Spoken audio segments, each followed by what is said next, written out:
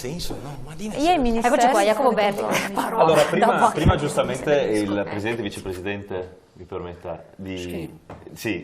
Non importa. Non importa, di Confcommercio sollevava, poi diceva sì va bene, tutto bello, bellissimo, le cose che avete fatto, però noi dobbiamo alzare le serrande e poi la politica deve fare qualcosa. E beh, noi qualcosa la facciamo, io vorrei anche raccontare quello che facciamo e quello anche che fa o non fa la politica. E a proposito di turismo proprio, non più di una settimana fa noi come Movimento 5 Stelle, io personalmente, siamo andati a spulciare un po' di queste carte per capire cosa fanno con i soldi delle tasse di cui abbiamo parlato fino adesso e cosa fanno per il turismo, per gli operatori del settore. E purtroppo c'è una politica che funziona e c'è una politica però che non funziona. Perché quando vengono create con i soldi dei cittadini intere società, e faccio l'esempio pratico, penso alla società come Veneto Promozione, e poi si viene a scoprire che organizzano gare di bicicletta in Brasile e poi queste gare non si tengono nemmeno e c'è un'intera delegazione che prende parte, aerei, persone, i premi, organizzano tutto, poi vanno lì e non c'era niente. E poi viene fuori che per organizzare Expo 2015, quindi la grande manifestazione che il governo ci ha propinato, vengono spesi 30.000 euro dalla Regione Veneto e per fare Expo Pedemontana, ovvero per andare a Cassola, spendono 210.000 euro. 210.000 euro. Allora, bisogna anche fermarsi un attimo e dire no ma cos'è successo qua? Fermi tutti un secondo, perché queste magari sono cose più piccole ma molto aderenti alla realtà.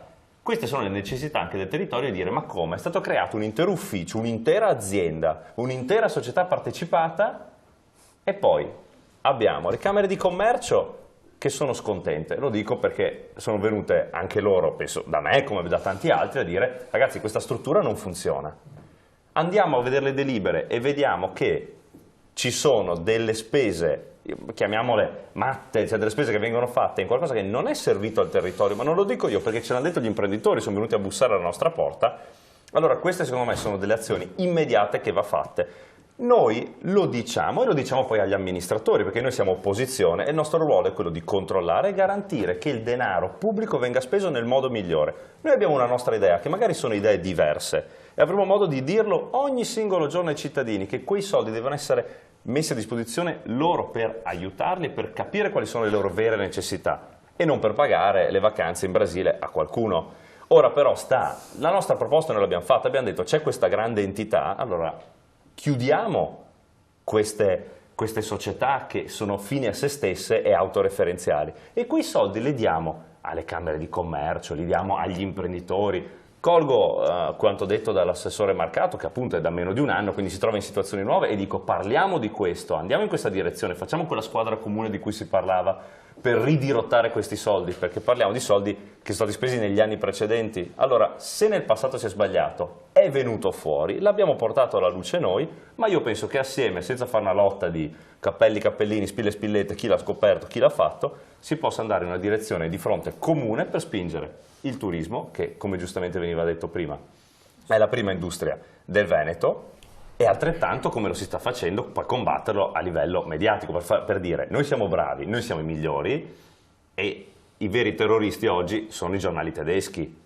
perché sono loro che stanno facendo il terrorismo, quello vero, cercando appunto di fare i loro interessi. Quindi abbiamo tutto per farlo, ma dobbiamo iniziare a far funzionare le cose che ci sono. E questo è il ruolo della buona politica. Chiarissimo. Ma io... dire dopo l'onorevole Guarda cosa solo per completare l'informazione. Veneto Promozione nasce come ovviamente società della Regione Veneto per fare promozione, no? E questo perché ci viene chiesto dalle Camere di Commercio, dalle varie sezioni di categoria. Viene fatta questa società, contestualmente ogni associazione di categoria, ogni Camera di Commercio si fa la propria aziendina che fa promozione. Per questo è tipicamente italiano. Chiedono una cosa, dopo siccome ognuno vuole la propria cosina a casa propria, ne fa un duplicato e questo non ha fatto bene a nessuno. E è una delle prime cose che abbiamo fatto, tra l'altro abbiamo fatto uno screening molto violento su tutte le partecipate della Regione Veneto e Berti lo sa come la penso, quello che serve serve, se è una società o serve allora se ci credi investi e la fai funzionare, se non serve la chiudi e questa è una bella promozione, è una di queste. L'ultima cosa, sulle responsabilità a cui faceva riferimento prima il vicepresidente.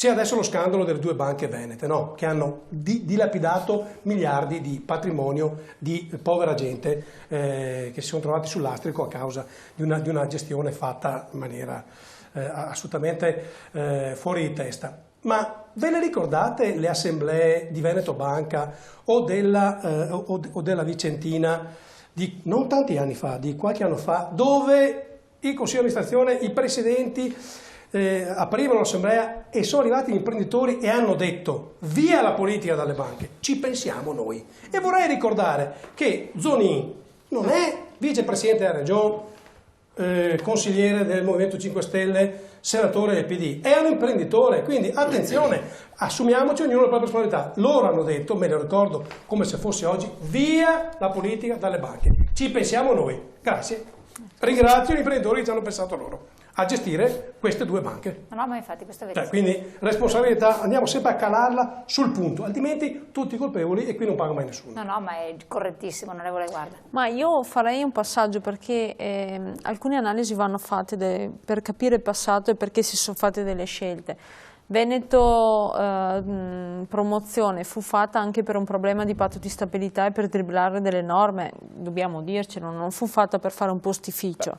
Posso dire solo una Però cosa? se miriamo, se ci diamo degli obiettivi che siano eticamente e più fruttiferi, sono perfettamente d'accordo. Su questo mi trovi perfettamente d'accordo. L'altro passaggio che dopo si crea una cosa positiva e qualcuno ci mette del negativo, lo sappiamo, però dobbiamo anche dirci che è frutto degli errori che vengono fatti successivamente. L'intento era buono, questo è l'obiettivo che volevo dire. L'altro passaggio che mi sovviene, molto spesso è anche difficile confrontarsi con le associazioni di categoria perché c'è una lotta fra loro che ti porta a non fare delle scelte. Perché sullo stesso argomento ci sono associazioni che hanno interessi comuni ma obiettivi divergenti e quindi è estremamente difficile fare squadra e questo è un errore che facciamo come popolo veneto, cioè, lo dico in estrema serenità. Se pensiamo... ma sta nella capacità della politica trovare una giusta mediazione. Sono d'accordo, però con una certa durezza. E poi le critiche che tante volte ci troviamo a subire arrivano dal fatto di egoismi. Non del fatto di, perché se pensiamo al territorio e pensiamo al lago di Garda e tutte le esigenze che al lago di Garda... Lei ha perfettamente ragione, però ripeto, sta nella capacità della politica trovare la mediazione. Mi permetta di terminare il ragionamento perché tante scelte che sono state fatte magari non hanno un obiettivo ben preciso, sono frutto di mediazioni. Perché se non avessimo fatto delle mediazioni ma delle scelte decise e puntuali, avremmo subito una forte critica da una parte o dall'altra, ma avremmo raggiunto l'obiettivo. Questo lo dico io guardi, sono abituata a parlare, quello che è bianco, quello che è nero, ma so anche negro di cognome, per cui mi viene bene. Ma la cosa che mi invito le persone a riflettere è questo. Quando ci sediamo intorno a un tavolo dobbiamo guardare l'interesse generale e non l'interesse privato, che è la cosa che al politico fa fatica, ma fa ancora più fatica a chi fa parte delle associazioni. Sì, giusto che bisogna guardare l'interesse, condiviso l'interesse pubblico, però poi quando ci troviamo di fronte... Allora, tutti parliamo della meritocrazia, questa parolina magica, però poi ci troviamo di fronte a un assessore della passata legislatura, bisogna dirlo, che mette presidente di una partecipata di Veneto Promozione, uno dei finanziatori della propria campagna elettorale, è quantomeno una cosa sgradevole. Non dico sia fuori legge, però è sgradevole. Allora, se noi pensiamo che debba essere rimesso al centro l'interesse delle categorie, la meritocrazia, il fatto di dire mettiamo una persona capace che porti avanti questo, non possono essere appunto alla ridistribuzione dei favori, perché questa è la prima cosa che pensa qualsiasi imprenditore. No, ma infatti io ho detto passata, lo sottolineo. Ancora penso su questo. E quindi non si può fare questo. Se noi vogliamo che la politica sia di nuovo l'espressione dei cittadini all'interno delle istituzioni, questo va eliminato alla base. Cioè, tabula rasa, diciamo ragazzi, è stata una porcheria fino a ieri, basta, però adesso si rade al suolo tutto e si ricostruisce. Sul fatto di questo mi fa molto piacere l'apertura dell'assessore Marcato dal punto di vista di poter rivedere in questa direzione un piano, per esempio, di queste partecipate, perché bisogna far funzionare quello che c'è e quello che non funziona va chiuso perché sono soldi dei cittadini e bisogna rispettarli. Jacopo, ma bisogna vedere, purtroppo è un discorso di esempi, sai. I latini dicevano che le parole volano, gli esempi trascinano, no? È l'Italia che funziona così. Se penso che Renzi, mi viene da pensare a Renzi sta nominando responsabile della sicurezza nazionale per quanto attiene all'informatica Marco Carrai, no? Tanto per non fare nomi facciamo anche nomi e cognomi, perché lui gli pagava l'affitto della casa a Firenze quando era presidente della provincia o era sindaco di Firenze, ed è esperto di informatica, cioè sa usare un iPhone, per cui è esperto di informatica. Questa è la realtà italiana. Infatti volevo portarlo a livello italiota. Questa è la realtà italiota, capisci? Funziona così in Italia, no? E adesso non è che lo dico io, l'ho letto l'avrà letto anche lei, no? Ecco, cioè, capisci che poi è difficile, come un verbo che usano qui nel Veneto è declinare, no? È difficile declinare nella regione qualcosa che poi a livello nazionale vedi che funziona esattamente così. Mi pare di ricordare che un parente, ma forse mi sbaglio, mi pare di aver letto che un parente del ministro Alfano, ministro dell'interno, era direttore del centro di un CARA enorme, di un centro, di un hotspot, uno dei tanti casi, uno dei tanti casi. È tutto così in Italia, Elena, funziona tutto così. Abbiamo il dovere di denunciarlo. Abbiamo il dovere di denunciarlo.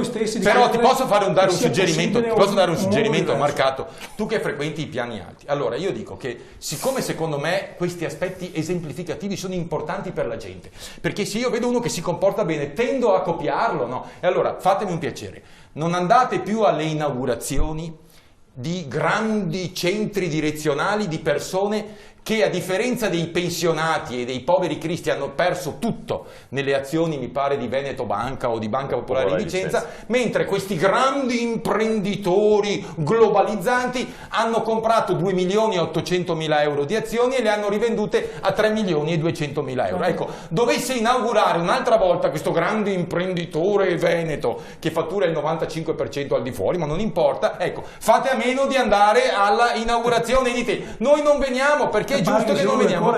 No, tu no, però è successo, certo è successo e lo sappiamo che è successo. Non funziona così. Assessore Buffoni. Sì, siamo un po' usciti da...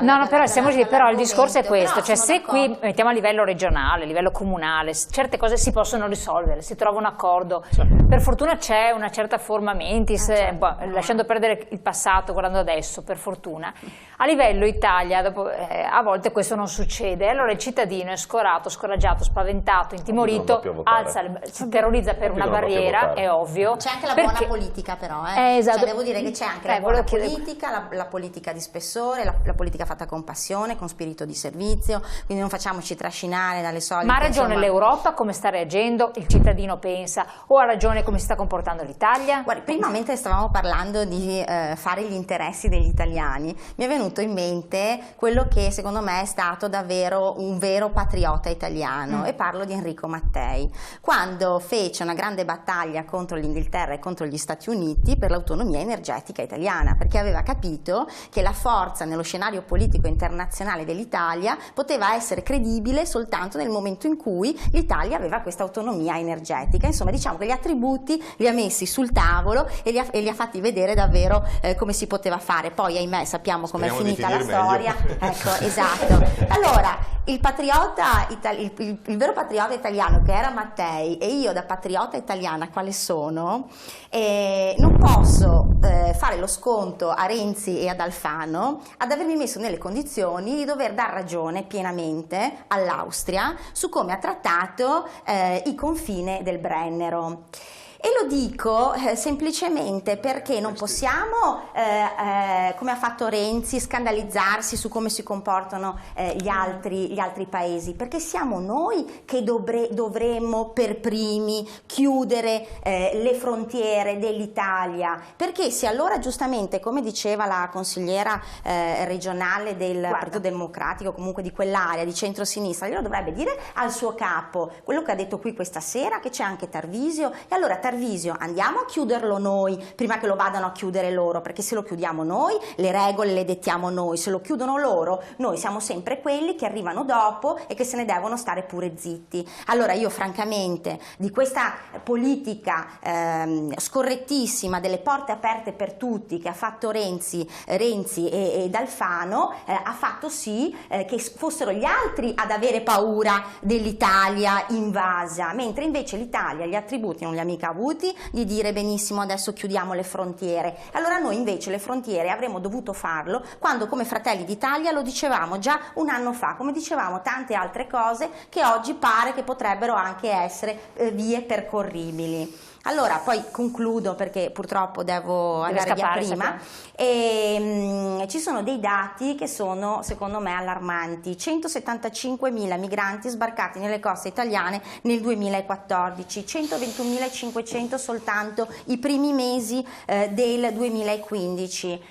Poi dicono ma no, ci sono tutti gli strumenti per poterli accogliere e integrare nel nostro paese. Ci sono i progetti SPRAR che alcuni comuni aderiscono. Bene, gli SPRAR coprono soltanto 20.000 profughi, e gli altri 150.000, gli altri 55.000 dove sono? È il sistema di protezione per richiedenti asilo e rifugiati, senza contare che 3, forse neanche, su 10 sono davvero profughi, su 10 o su 100? 70% circa. 3 su 10. Sono 3 su 10 non sono per nulla profughi, perché insomma lo vediamo. No, 3 sono profughi. 3 sono profughi e 7 no. Sì, 7 su 10, scusate, 7 su 10 non sono per nulla profughi. Ecco, noi dobbiamo ottenere qui gente che davvero è in più, che non ha nulla a che fare e che soprattutto non è una ricchezza per il nostro paese, perché i risultati negativi che stanno portando dal punto di vista sociale questa invasione, per 2 generazioni ne avremmo ancora. Su quei 20.000 che aderiscono, forse anche di più, su quei 20.000 che fanno parte dei progetti SPRAR, per il 2014-2016 il governo ha messo a disposizione 180 milioni di euro. 180 milioni di euro, ma lo sapete quanti ne ha messi a disposizione per sostenere le famiglie dei disabili in Italia? 90 milioni. Ecco, allora qui si capisce bene quali sono le priorità di un governo che è bravissimo a spostare il punto di vista reale dei problemi degli italiani invece da un'altra parte, che mette anche priorità che non sono quelle degli italiani, ma soprattutto che sta facendo grandi danni e ogni decreto è una marchetta ai poteri forti e alle lobby. Francamente di questo ce ne liberiamo il prima possibile. In ottobre. Vediamo, dopo parliamo del referendum. Benissimo, allora salutiamo l'assessore che ci deve lasciare, con questo andiamo in pubblicità, noi continuiamo dopo la pubblicità tra poco.